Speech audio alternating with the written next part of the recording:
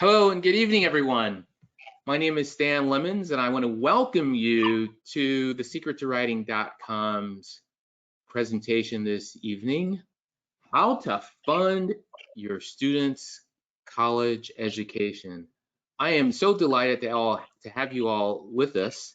You're in store for, or I know I'm in store, and I'm excited we have such amazing speakers here with us today. So you're in store for a real treat, and I do want to thank you all for taking the time to be with us as part of our Expanding College Opportunities Speaker Series.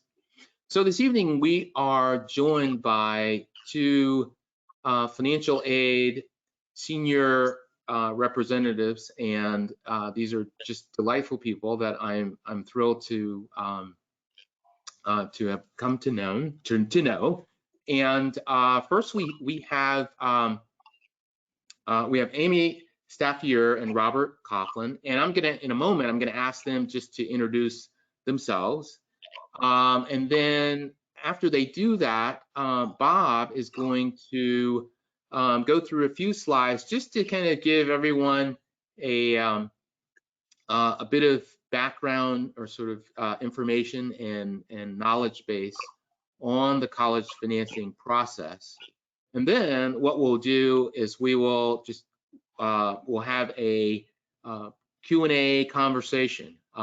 If you all have sat in on any of the previous speaker series events, you certainly will know that I try to keep these very informal, and we want to really just get information out and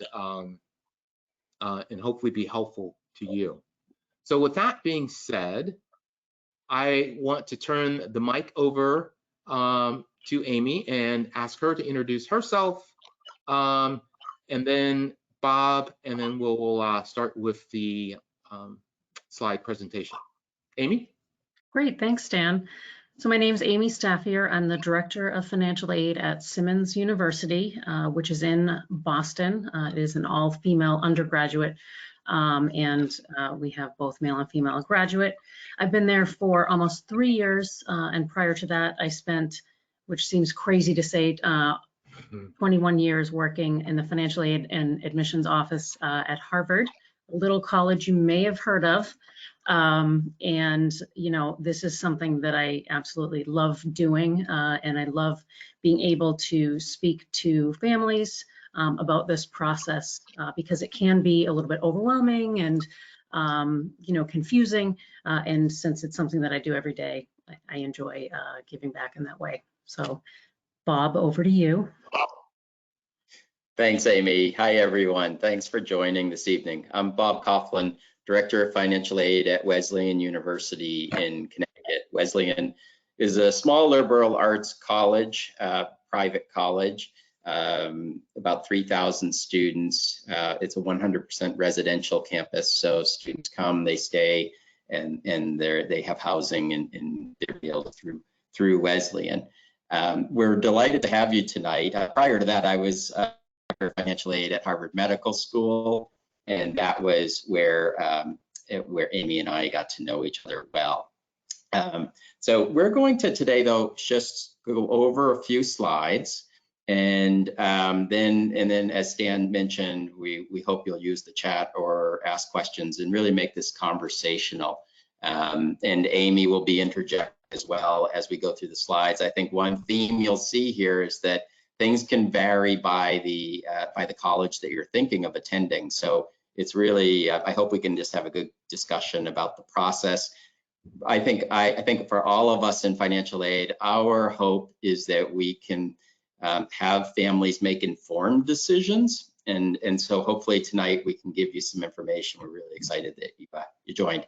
I'm gonna share my screen now so that you can see the slides, hopefully. And let me get that up.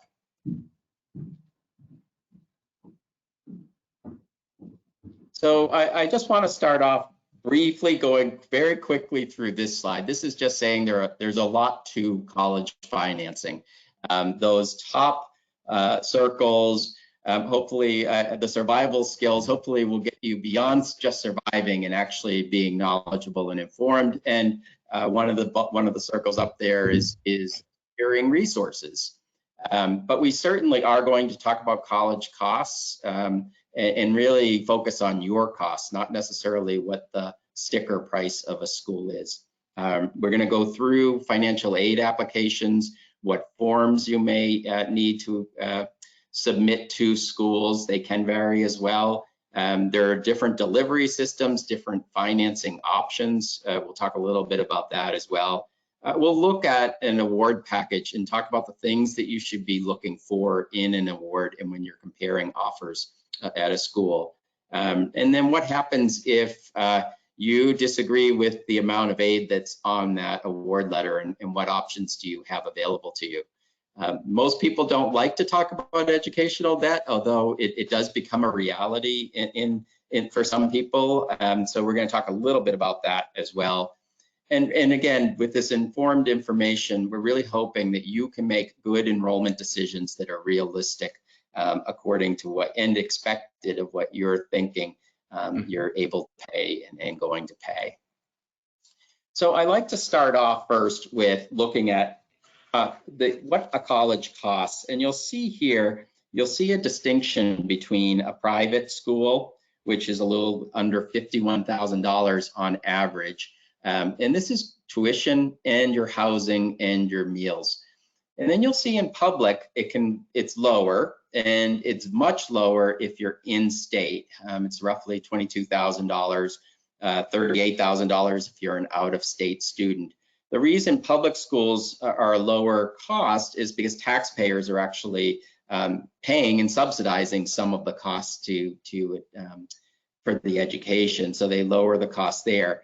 While private colleges, and we'll talk a little bit about this, are more expensive, oftentimes they have their own institutional funds to assist those who may need it, or however they provide their aid to assist some of the students to attend that school. And I do like to note debt averages, because a lot of times you'll hear in the news that somebody who's a barista now graduated with over $100,000 of debt. And while that can occur, it is pretty rare. About 3% of undergraduates graduate in excess of $100,000 of debt. Usually a graduate school can be a little different. It's more loan focused. But if you see here, about 56% of students in the class of 19 graduated with debt. And you'll see here over the 4 years at a private school, the average loan borrowing was about $33,700. At a public school, it was a little bit lower at $27,000. But I think this sometimes surprises people to see these figures, because they think they're going to be 6 digits, and there's not necessarily the case. So it can be manageable. Financial aid offices will go through with the student about how to pay this back and what the options are when the student's graduating. And talking about financial aid, I think probably one of the main themes tonight is really reach out to us if you have questions about the financial aid process at the institutions that you're thinking of attending. Financial aid offices, we're in student services. We're here because we enjoy working with students and their families, and we really want to make it possible for you to attend the institution that you're interested in attending. Now, it can vary by institution what resources are available and what type of packages are available, but we are here to provide you with what options may be available to you. So don't hesitate to reach out with respect to that. One thing that we like to start off with is financial aid. What is financial aid? Financial aid can mean so many different things. People use this term to mean so many different things. And really, we just want to break it down tonight to kind of simplify it. There's really 3 components to financial aid. One term you might hear is scholarship. You'll also hear grant. Those terms nowadays are interchangeable. The important thing about a scholarship or grant is that is what we call gift aid. It's free money. You don't need to repay it. It's really what you want to see on an award letter if you can. We're going to talk in a moment about the types of scholarships and grants, but they can be either need-based, based upon looking at your information and seeing what you can afford to pay or not, or they can be merit-based, and we'll go into that a little bit more. But I think the big important piece here, and the reason we put it on the left side of the screen here, is that's usually what people are focused on is how much scholarship or grant or free money can I receive. Another key component to a financial aid package can be loans, and loans are borrowed money. They can be in the student's name or they can be in the parent's name. Ordinarily, we're referring to student loans, but parents can take out educational loans on behalf of the student as well. And you'll see here, we have a bullet here that it can be a helpful tool. Not all borrowing is a bad thing. Educational loans are actually a good form of credit because they're an investment in your future. So while they are money that needs to be repaid, it's not necessarily a bad thing, but we do want to talk about your comfort level with how much to borrow. And then you'll see another term here, work study, and this is really meaning to be employment. And most schools who provide financial aid might offer a student a work study package as part of their financial aid. And this means that they expect the student to earn some of their own money to pay for some of their educational costs during the academic year. This can mean perhaps working on campus in a job, getting paid directly to assist with some of the educational expenses. So when we look at this, these three components, when you're looking at award letters, it's really important not to just look at the bottom line dollar amount that a school is providing, but look at the composition. Are they providing you scholarship and grant? Are they providing you loans, or are they providing you work study? Because understanding those components is really critical. So I mentioned before, in terms of grants and scholarships, there's merit versus need-based. It used to be that in the olden days, a grant really referred to need-based aid, and a scholarship was more meritorious. Nowadays, the terms are interchangeable, so you may see both on the same letter.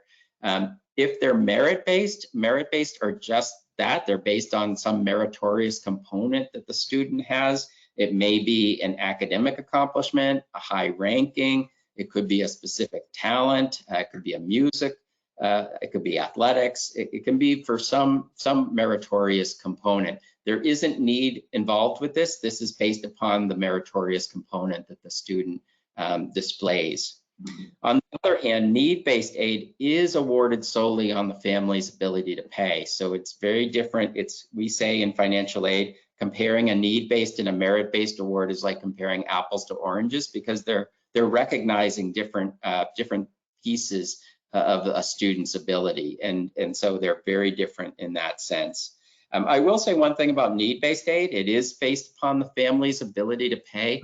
When you receive a need-based offer, the amount that's provided doesn't give any indication that the school wants you more or less. It really is based upon a calculated, equitable assessment of the ability to pay.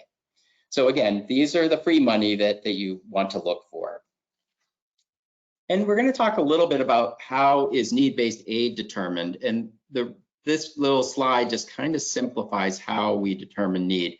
You'll see the cost of attendance. Now, a lot of people will focus on the sticker price, which may be the tuition amount. But the cost of attendance, and financial aid recognizes all of this when figuring out an award. The cost of attendance incorporates not just the tuition at a school, but we recognize that a student needs to live, whether that's on campus or not. The student needs to eat, and so that may be through a meal plan on campus or not. And the student is going to have to purchase books. The student may be traveling to get to school. There's also going to just be personal expenses for toiletries and other such items. So it encompasses all of that into mind when determining need. You'll see here we take that cost of attendance number, and then we subtract out the expected family contribution. And we'll talk a little bit more about the applications that go with that. But that is assessing the family's ability to pay for the education. And if you take these two pieces and there's a dollar amount remaining, that means that you demonstrate financial need. So just briefly, just to have you be familiar with what typical documents are, and we're going to, I hope Amy will join in here because of some interesting discussion on this. You'll see that there's the FAFSA application. There's the free application for federal student aid.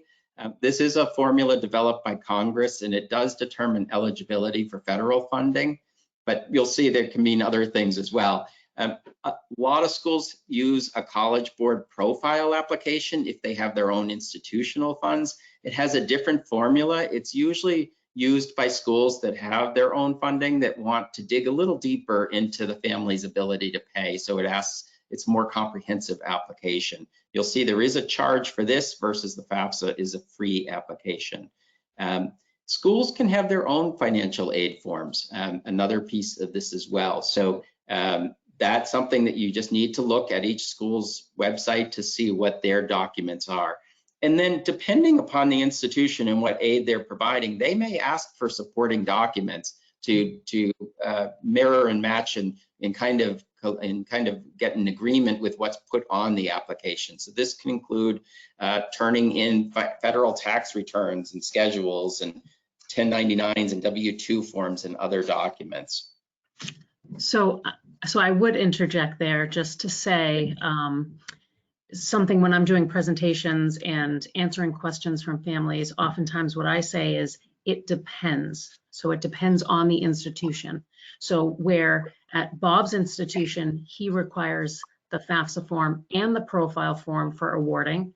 And at my current institution, we just require the FAFSA form, and we're awarding our institutional grant funds, need-based grant funds off of that data as well. So every institution is different. And my suggestion is when you're looking at institutions and getting ready to apply, that you look at each one and understand what their deadline is and what forms they are requiring, because it can vary from school to school. Amy, thanks. That's a really great point. And I will say also for state funds, it may require the FAFSA. I mean, there are a number of different, it really does depend. And that is kind of a theme probably tonight with respect to this conversation. So we want to look also at the other two components that we mentioned that comprise financial aid. Employment, and you may see on an award letter, federal work study if the student's a US citizen or permanent resident and qualifies. Some schools have their own institutional work study programs, and whether they're similar, whether they're different, that would be really talking to the institution if you receive an institutional work study award. I think the important thing here, and the thing we just want students to be thinking about when they receive these award packages and they have a work study, a work obligation with respect to it, is how much is that award? How much is that amount that they're expecting students to work? How many hours per week does that equate to? And we think that, you know, the student is primarily, we're hoping, focusing on their academics. Is the amount reasonable? Is it doable? Are there jobs available on campus for the student to find? Another question that it's always good to talk to students at the campus to get a pulse of that piece. The other piece here is loans, and I know we're going to go into a little bit more about that, but the most common ones that you'll see is the government loans, the Ford Federal Direct Loan. That is a student loan, and then the schools have institutional loans, and there are private educational loans available as well. Both the federal government and the private loan programs can offer loans, educational loans in the parent's name as well. So we're talking right now about students, but on a loan, on a award letter, you might see a student loan or you may see a parent loan. It can depend how the school's awarding and what they're putting in their package. The things you want to be thinking about on this is how much is the loan and what is the loan, how much is the loan going to be in future years? What's the interest rate and how does the interest rate change? Is it fixed? Does it vary year to year? What is that threshold? Is interest accruing on the loan?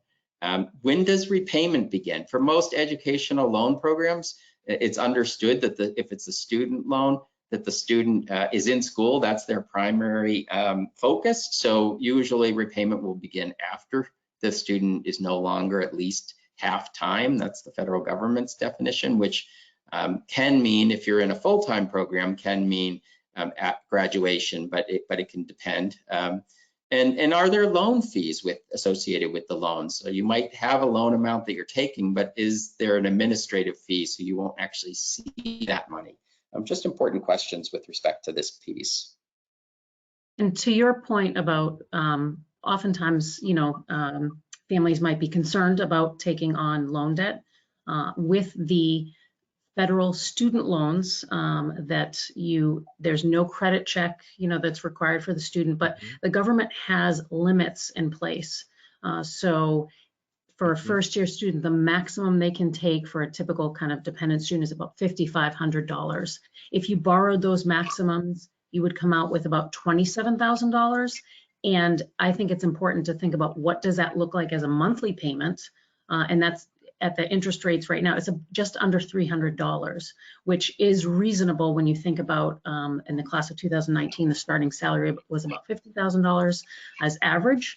And that is actually a reasonable payment for a student to kind of sustain. So it's very important, and I'm always mindful in discussing with students and families about being careful in your borrowing. But it is also important to know that that can be a big help, and the future will not be limited by that, small amount of a payment, after school.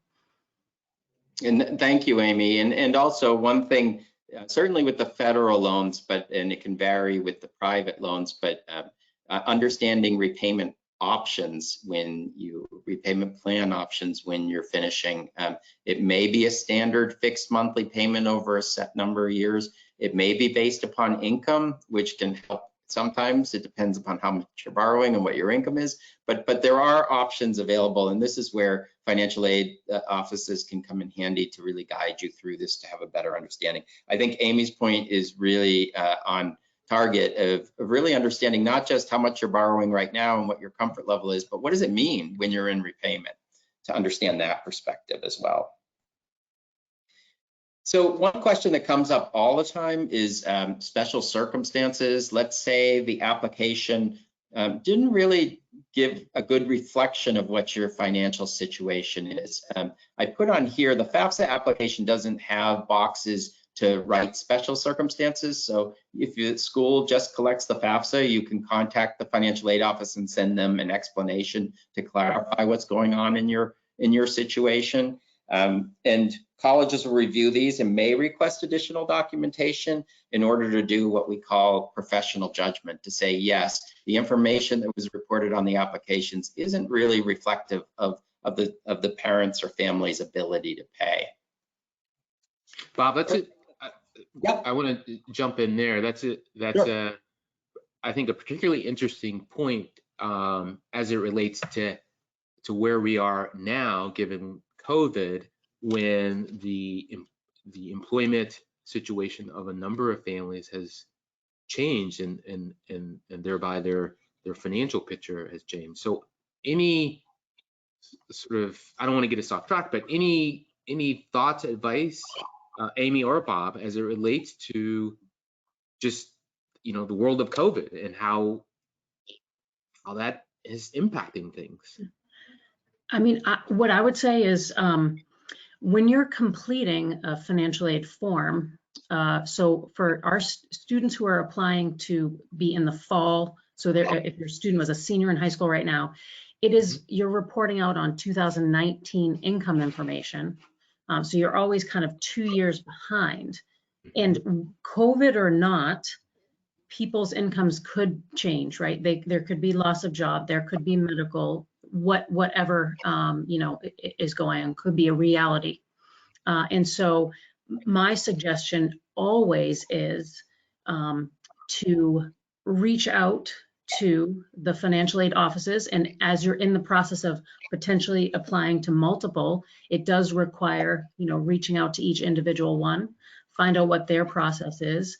Can I appeal? Here's what my situation is. What I would do in a situation where I'm applying to multiple schools, write a letter, write out what those differences are so that you can easily reach out to each of those schools.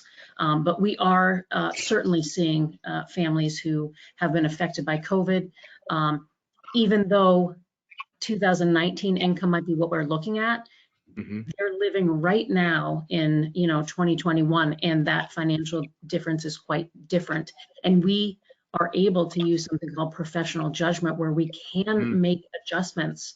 And so, one of the things that I always say to my students, there's a quote that I won't get exactly right, is something along the lines of, The thing about great achievers is they always ask questions, and it's about asking those questions and reaching out. The worst that we can say is we're not able to do anything more.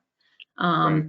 But the best we can say and do is we can take that into account. We can make some changes, and it's going to depend on each individual school, because it might come down to what sort of extra funds that school has available. But it's worth asking the question. Great point. No, that's a great point. And Amy, I'm glad you brought up that financial aid is based upon 2 years prior, because we recognize that a lot can change, but that wouldn't be apparent when you're applying. You're putting in information from 2 years ago, which can seem very outdated for you. One silver lining, I will say, with a lot of us, and the government's actually been encouraging this much more, is I think COVID-19 really has, because of the financial impact on families, that there's a lot more flexibility with these special circumstances than maybe many institutions had offered prior. So it is worth reaching out to the school if you've had a change. And I'd say that with anything that just seems that you reach an impasse. I'm looking here at this slide, and you'll see here we put on here situations with a non-custodial parent. Some institutions may require the non-custodial parent, if the parents are divorced or separated, to be involved with the educational expenses. But what if the student doesn't know the whereabouts of that parent? Well, that shouldn't stop you from saying you've reached a roadblock, don't apply to that school. Contact the school, and they'll probably be able to give you a petition form to waive that parent's information or something of that nature. I think it's just an example, another example of really reaching out to the school. If you're reaching somewhere where you're reaching a roadblock when you're completing your application, instead of just giving up, talk to the school, because usually there'll be an answer. And as Amy said, sometimes, unfortunately, the answer may be there's nothing more we can do, but at least you're confirming that before just assuming that there's nothing else that can be done. We put on here too about what if you're receiving multiple financial aid packages and you get a better award at another institution? Can you share that with the other school? And Amy, I'm curious on your answer, that can vary by institution. I will say Wesleyan, we're a need-based institution. As I mentioned earlier, we don't provide merit-based awards. So if it's a merit-based offer from another school, we will tell you that unfortunately that's not looking at the same type of information we're looking at. So we don't honor merit-based awards. We don't actually honor other need-based offers at other schools. The one thing I would say with that is if you received a need-based offer at another school that was entirely different than what you received through us, it's good to come forward, and we want you to come forward because we want to know, did that institution know something or have something in the application that maybe we didn't see or we didn't ask that may make a difference. So it doesn't hurt to talk to the schools, but generally speaking, in a need-based system, we're probably not going to be doing a lot of comparison. But Amy, I'm curious if you want to share your thoughts. So I'm a purist, and I would agree that, you know what, we base it on need, and that is a particular formula, and we would not entertain, any sort of matching or anything like that. If a family wanted to, provide that, they could certainly provide it, but we would never be matching an award. We would be looking at, well, what are the circumstances that have changed? And perhaps we can make a similar adjustment, assuming there was some sort of adjustment. We do provide some merit aid along with need-based aid, but the merit aid, even, it's not a matching process. It's if your maybe grades or something that you want to provide that hadn't been in your admission application, and that side of the house wanted to perhaps increase that merit award.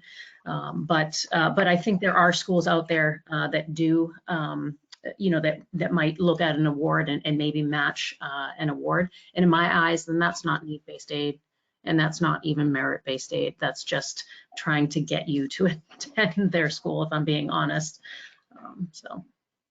But it can vary. So you can ask. We always say you can ask, but I can tell you at our institution we would be similar to Amy. We would say it's every school has their own policies. Every school has their own budget, and so that can make the differences between awards. I know that I don't want to get stuck on this. We may end up talking for an hour on this one slide, but I do suspect that there is some distinction between sort of, like, if you look at one award versus another award and you say, well, let's say, Stan, I'm gonna contact your school and I'm gonna try to use it as a bargaining chip. Well, basically you're saying, no, we're not gonna do that. We're not gonna do that. But I think there's a distinction in terms of an appeal where you're sort of approaching a school, you've received an award, and you know that it's not gonna cut it for your family, and you need some additional support.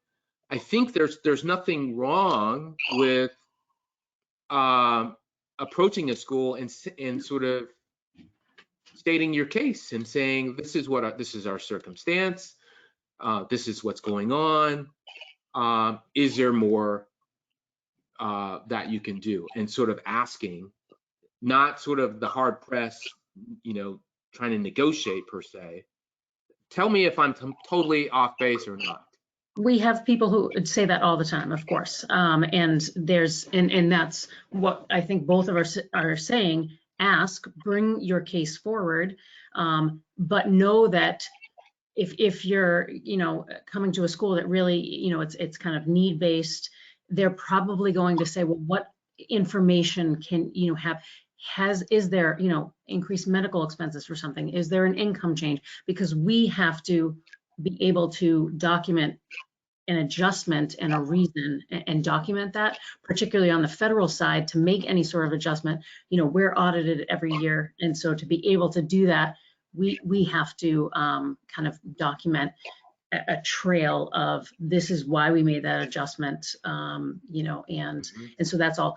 Absolutely. Again, I always encourage, I do presentations, not just for my school, but around in my state all the time. And I always encourage families to ask. They're not going to take money away, right? They're gonna, it's either the answer is no, or there is something that they might be able to do. So 100%, I would encourage families to state that case. Yeah. I agree as well. And the thing that we always say is there additional or new information? Just reiterating what we already analyzed probably won't make a difference, but is there something new? And sometimes families say no, and then the next sentence is they tell us about they're paying for a grandparent, and they can document those expenses, that we may consider that, and that could make a difference. So I agree with Amy. It doesn't hurt to talk to the school. The school may say there isn't anything, but we're happy to talk to you about other financing options. At least you're getting more information to be able to make an informed decision. So I think here, I just want to briefly mention that when you're trying to understand what schools cost, and the theme here is that it can really vary by school in terms of what the costs are, not only the sticker price, but what the cost to you will be, because schools have different budgets, schools have different policies with how they spend their financial aid dollars, and it can really vary. So the one great thing is, and this is required, the government requires this of all undergraduate institutions in the United States, to have a net price calculator, and this will be found ordinarily on the admissions or financial aid office websites. The net price calculator will allow you to plug in your personal financial information. It's not tied to you, but it helps you plug in that information to get an idea of what would an award package look like at this institution.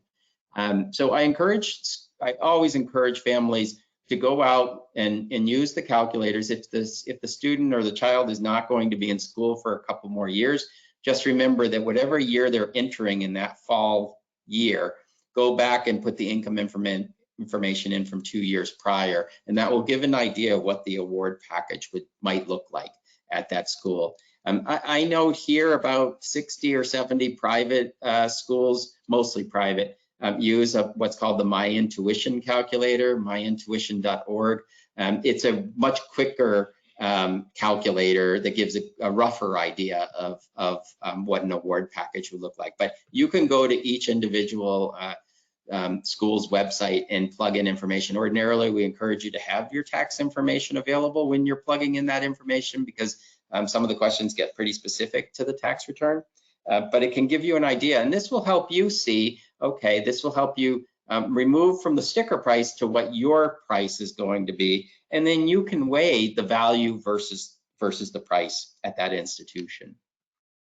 And I would also just say that, you know, if you're maybe a year or so out, year and a half out, the net price calculator is probably a great option, because it really takes someone who looks like you financially and shows you what they had received at that institution the year before.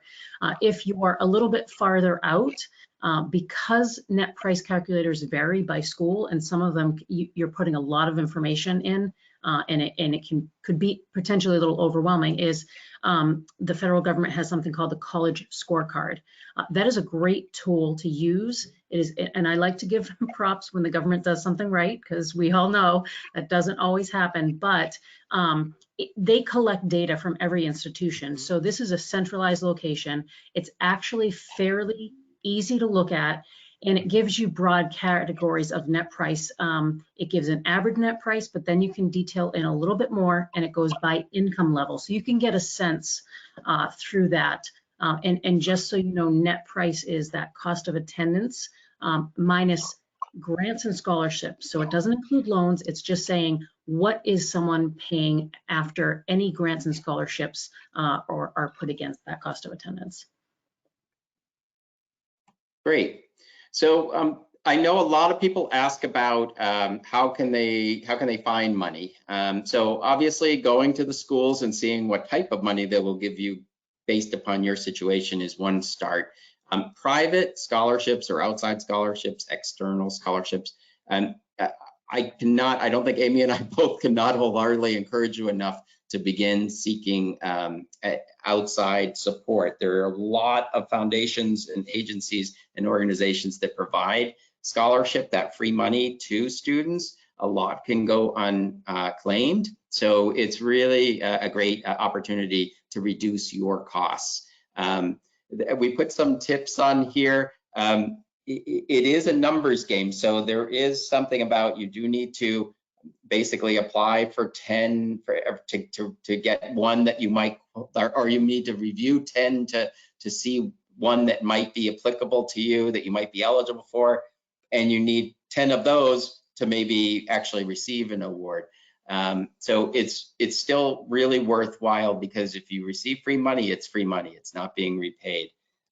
We say small is the new big. You might get small awards, but if you receive several $1,000 awards, they add up really fast. And I can tell you, we at Wesleyan, I think our student body receives about $1.6 million in outside scholarships. It goes a long way to reducing their debt and reducing their work obligation and other areas that they may be otherwise paying. Save time, and you can develop a portfolio, put in your biographical information somewhere, and have standard, there are a lot of standard questions that are common across outside scholarship applications. You could have pretty much a format and have a sample text ready and just revise based upon the particular question that's being asked at the organization. The devil's in the details, and this is one thing we do see. Students may lose out. They may think they applied. They either may have missed the deadline, which can be critical. They may have forgot to put in information. They may not have paid attention if it's an essay question to the limit on the number of words in that essay question that can eliminate someone. Really important to pay attention to what the organization is asking. And this is something you can do year round. It's never too early or too late to search for these funds. And we just put on here a few places where you can seek outside scholarships. There are search engines that will allow you to quickly, easily put in your demographics, some information about you, and it will tell you what scholarships potentially you may be eligible to apply for. We have bigfuture.collegeboard.org. We have fastweb.com, finaid.org. There are several of them that these are all free, and the one thing that I would stress is don't pay for a scholarship search engine. There are a lot of free ones out there. So definitely look for that. That's never too early to start that, and you can do it at any time. And don't forget to look local.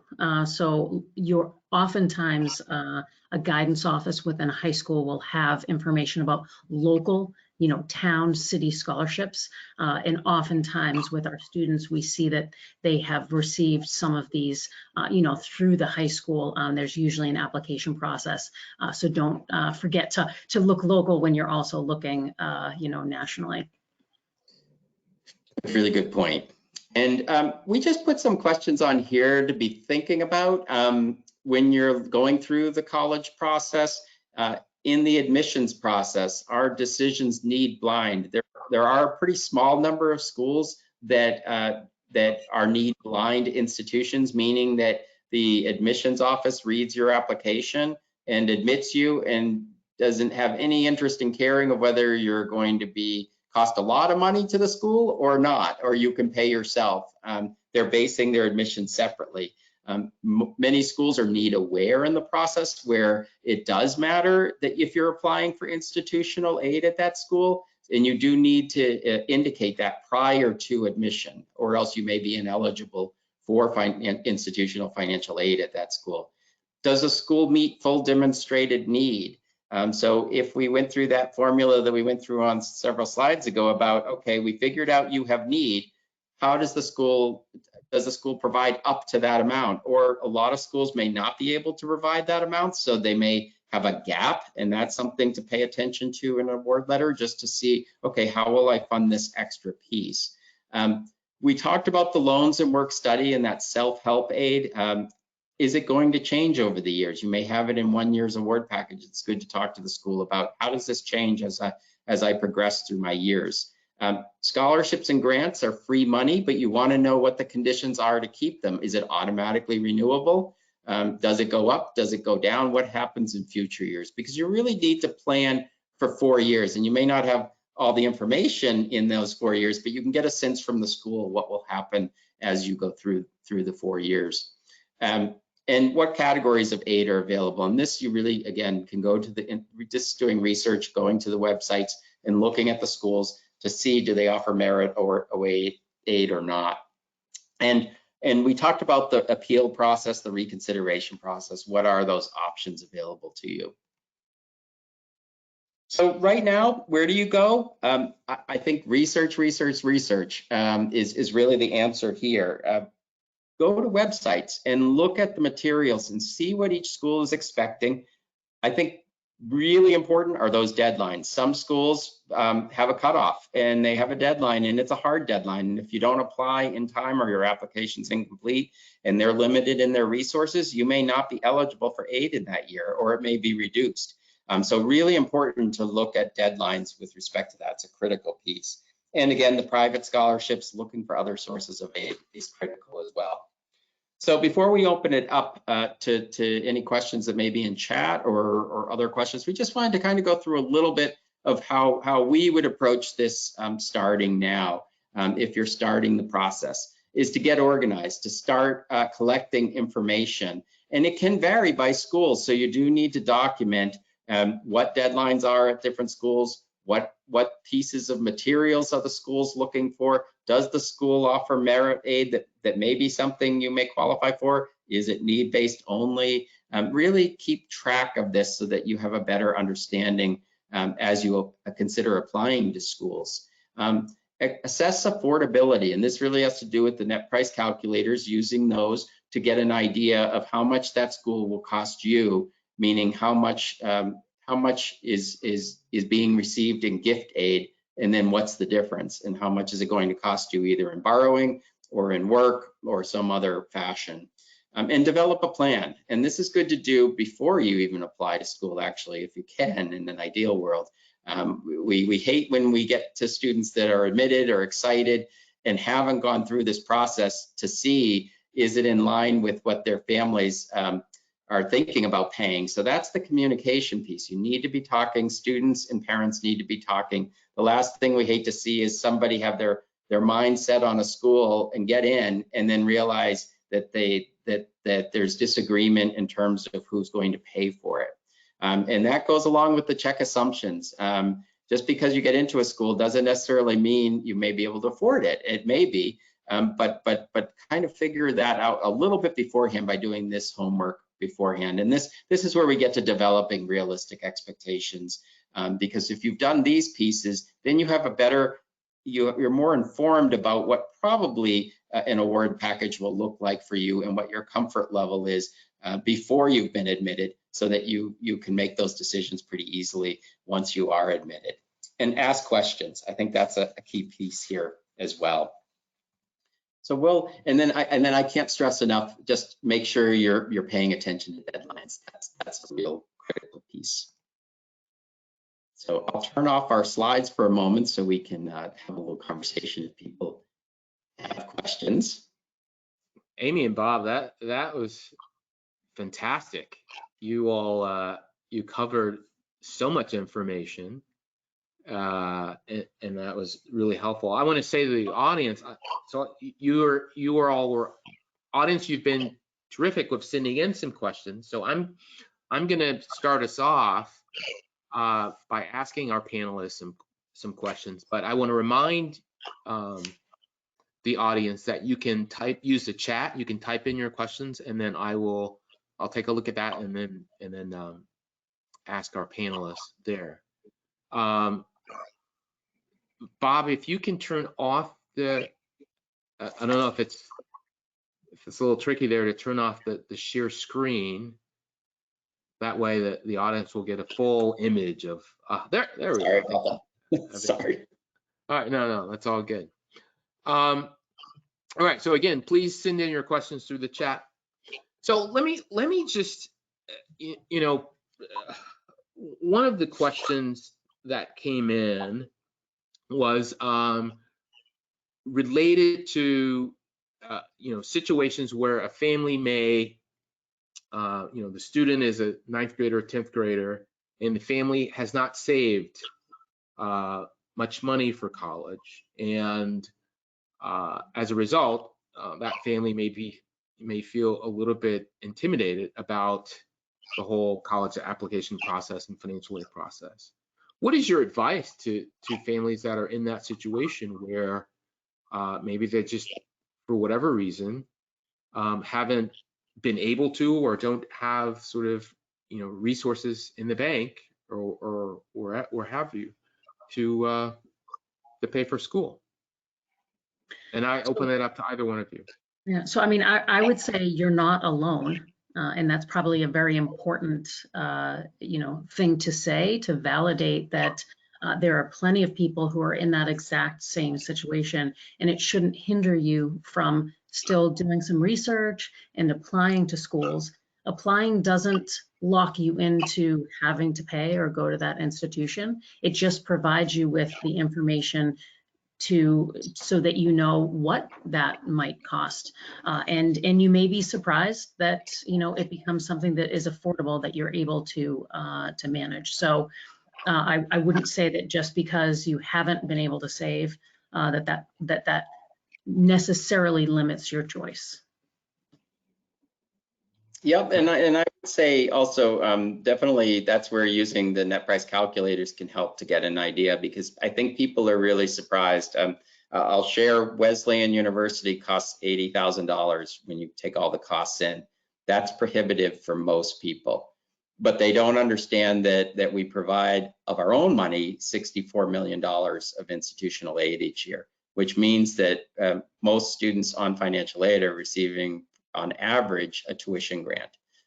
But that wouldn't come across if you're just looking at the price. So I wouldn't let the price prohibit you from even thinking about a school. I think the net price calculator helps to see what type of aid does the school have.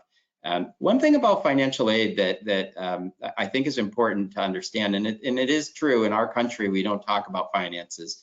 We're very private about it, and there is an embarrassment, and both students and parents and grandparents don't really have really good financial literacy. So I mean, you see some commercials sometimes where someone asks for advice and the grandparent gives some random answer that has nothing to do with the question, and that is truth in our society. In financial aid, we're analyzing, for need-based aid, we're analyzing based it's very objectively. We're looking at what's the ability of the family to pay right now. We're not judging why or wondering why the family is in the situation they're in right now. So I think it's important to understand. So when you talk to us, we are familiar with talking with families of all different types of need in situations, and we all have our own situations, and really we try to maintain the objectivity of why that might be the situation.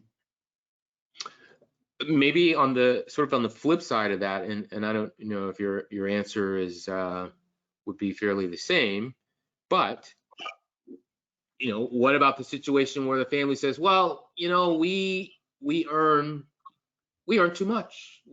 They're not going to give us any money, and they may say that based off of just speculation and assumption, and but that happens a lot. And a number of families, even on this webinar, have sort of expressed that, like, well, they're not going to consider us. We're the middle, we're sort of in the middle. We're getting squeezed. What do you say to those families? And I encourage those families to apply. I have had situations where those same families realize, oh, I was eligible for something. Where I said every institution is different and it depends. There are some institutions that to even consider you for merit-based aid, they may require that you complete that FAFSA form or whatever form it might be required. So you don't want to limit yourself by not filling a form out based on an assumption. I won't go into what assumptions do, but we should never just go on assumptions, or Joe down the street said that you're not going to get anything. We don't know what Joe's finances really look like, or what the situation was, or what that school was. The FAFSA form, there's a lot of help out there if there's a little intimidation of having to actually fill it out. You can fill that out in 20 minutes, and there's a lot of help out there. And why limit yourself? And if the worst case is that the assumption is correct, well, now you know for sure. But I would always encourage families to complete that application. And in some ways, and I have two daughters. I have a 17-year-old. I also think there can be, if you say, what, I make too much, but maybe my child takes on a small debt burden, if it's something that's small, maybe they're borrowing a couple $1,000s, that might help them, build some credit, so there could be an alternative, point that even if it isn't grant aid, it helps reduce what you're putting out of pocket, and it helps them, build a little bit of credit and a little bit of responsibility as they get out. So there's a couple of different ways to think about that. Well, I have, thank you for that. And again, I'm going to encourage our audience to submit any questions through the chat.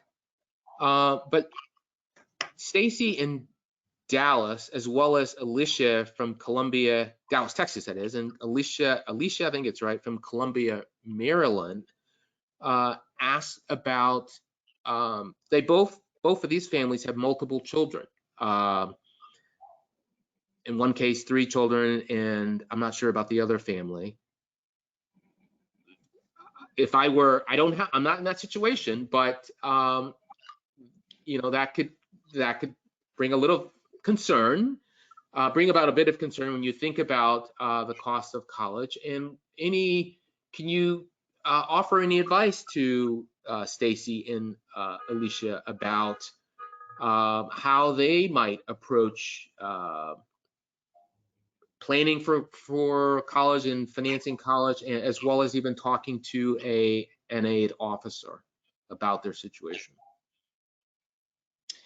I give people credit who have 3 children in college at the same time. And I will say financial aid offices do recognize that that a parent is paying multiple educations at once, and that usually is factored into the analysis. I will say we are seeing that the government's formula is going to be changing in a couple of years, where they're not looking at the number in college, and it's a new It's a new road, so I don't have the answer to how that is working. I know at most schools that have their own money, they're probably going to continue to be recognizing that if a parent is paying for multiple children in college in the same year, that we would take that calculated parent contribution and reduce it, because we recognize that all those funds can't come to our institution, that there's another child or two that need to be considered in that situation. Mm-hmm. Yeah, I would agree with Bob. You know, I also think about my sister-in-law who has 5 children, and they barely crossed over in college at the same time. And so that is a very different scenario where, of course, I said to her, what were you thinking as far as college is concerned? No, but also, you know, again, be reaching out to an institution. An institution could make an adjustment if you're, you know, for say a younger child, if you're paying, you know, some parent loans off for an older child. So some of those payments could be something that's adjusted. So again, to the whole point, and really a theme that we would say is be reaching out where something you might not think is a special circumstance may be. And again, every institution is different, and it's really, you know, advocating for yourself and your child if that's where you might want to go, see what they're able to, you know, make an adjustment for. So when they are in at the same time, there is an automatic adjustment, but depending on what the spread looks like, you know, it might be something that, you know, you reach out and speak with that institution. Mm-hmm.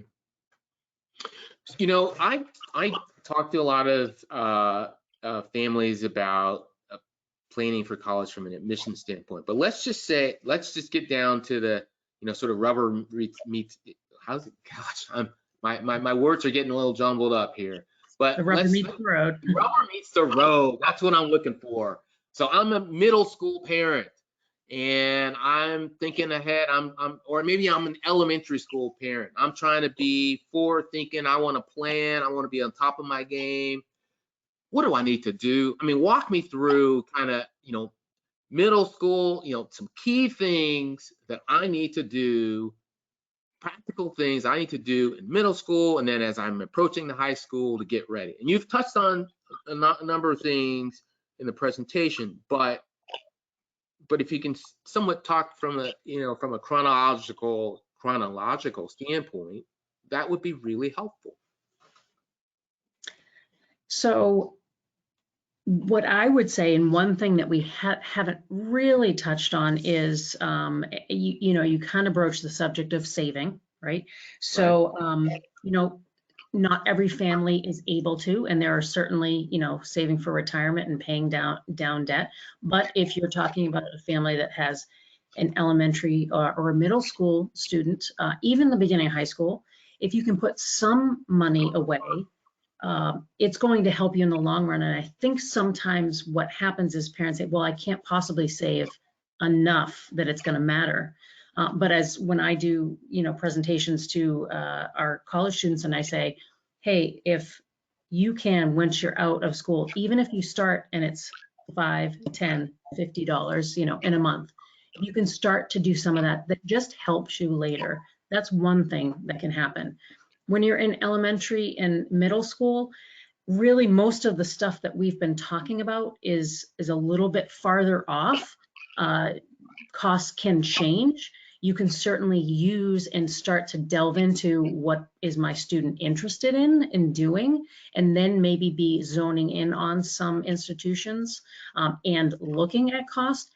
And what I always say is having conversations with your child. Bob has already noted that as a society, I think we don't like to have those discussions about cost, but it's really important to be setting the stage for later on about financial fit, that is an important part of the overall decision. I have seen situations where families are trying to make everything work for that 1 year and putting everything into that and not thinking past that, and then realizing actually the financial fit here isn't okay. So those would be some of the things that I would think as a people in elementary and kind of middle school is not so much thinking about forms and, you know, so much about net price, maybe looking at the college scorecard and getting a sense for some of these institutions, but really starting to have the conversations, maybe if they can, small bits of savings. There are saving vehicles out there that help with the process of, you know, like a 529 account. And again, it shouldn't be about, oh, I have to save every single dollar that it might cost me, right? But if you can have some small amount that's going to help you in that process later on, then it's worth it. Yeah, I would say definitely, and Amy and I do these presentations, and we didn't do it in this one, but there's a lot about budgeting, because it's really, again, our families, a lot of us aren't really good at budgeting and really developing a budget and looking at where can you maybe perhaps save some money. And we recognize that that's not necessarily realistic for every family, but at least going through the exercise, a lot of people do not even start there. And if you have a child that has several years before going to college, you can start that process to see, are there places where you can maybe perhaps save some money. And as Amy said, even sometimes we get questioned about, well, why would I save? Because then I won't qualify for aid. And the answer to that is you still will have options that otherwise somebody may not. So it's still, if you're really focused on your child's education and have that ability, it's worth it. And it's an income-driven formula getting to that expected family contribution. So income plays a much larger role than assets do. But there's this false narrative that, oh, if I save, it's somehow going to, you know, take money away. But it really isn't. Okay. Yeah, and the one thing I would say, sometimes parents ask, should I save in the child's name or should I save in my name? And truthfully, need analysis, that because the education is the child's, there is going to be an expectation that the student can, over the years in school, essentially exhaust their resources. That's not the case for parents, as Amy was saying. It's a much smaller piece of the puzzle, because once an asset's used, it's gone. And we don't want to, no one in financial aid, it's not the parent's education, so we don't want to exhaust the parent's information, ability, or their assets. But with the student, it's usually more favorable in a need analysis for the parents to keep the asset in their name. Oh, yes, Amy? So it was, you know, it's about, like, say 5% of parent assets, where it would be about 20% of student assets. And a couple of vehicles that we talk about with, you know, a 529 college savings plan, that is the student's the beneficiary, and that is in the parent's name. So that actually is listed as a parent asset. Similar, a Roth IRA, parents can also sometimes utilize that and take money out for education. And that would be in a parent's name, and that doesn't count at all because that is seen as a retirement, you know, vehicle. So just kind of educating yourself, I suppose, and even attending things like this presentation is another thing that at these stages are good things to do, just to start to delve into what you should be doing. So thank you for that feedback. We're just about out of time. I want to ask two questions.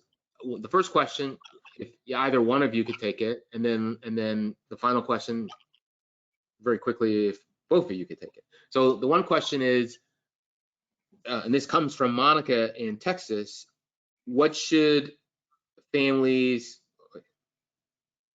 what should families avoid or stay away from when it comes to financing a college education?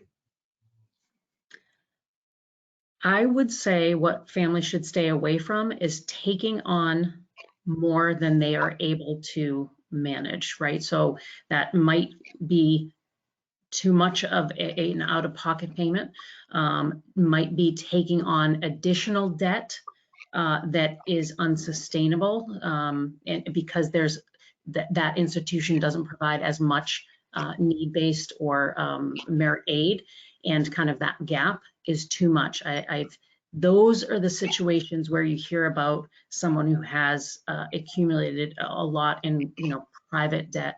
And so that is where it's very important to kind of know what you're able to afford. Thank you. I agree. And with that, I will say for parents, we recognize parents also need to be kind of juggling between saving for their retirement and saving for college and being able to pay for college. And, the worst thing that can happen is if a parent borrows too much and has not saved for retirement and is saddled with debt and they're 60 years old, that's a challenging situation, which we would like to avoid. Okay. So final question, in 1 minute or less, can you please, both of you, share any closing thoughts, words of wisdom for our families? And I want to, Bob, since you just spoke, I want to turn to you, Amy, and then Bob, have you follow up, and then I will close this out. So my parting words of wisdom would be to encourage families to go through the process, to explore and to know that such benefit does come out of attending college. And there are options for every single student that are affordable. I think that was under a minute. That was like, that was beautiful. I mean, the sentence structure and all that, that was like awesome, Amy. All right. Thank you. That was terrific. Bob? I concur with that, actually. Amy said it nicely. I think just doing these type of exercises and being informed, and then you're able to make realistic decisions based upon this information and being informed. So that was awesome too, and it was under 1 minute as well. So my hat's off to both of you. And with that said, I want to thank you all for such an awesome presentation and conversation.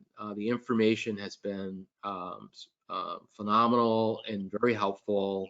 I mean, when I do these, I continue to learn, and it's just wonderful.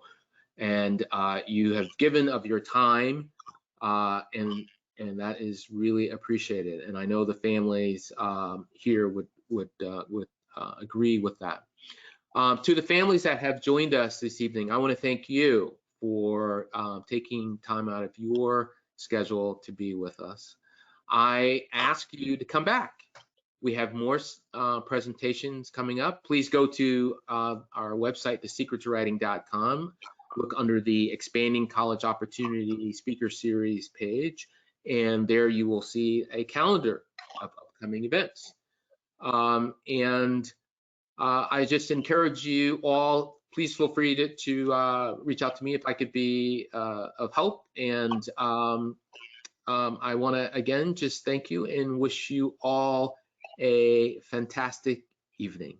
Thank you, and bye for now.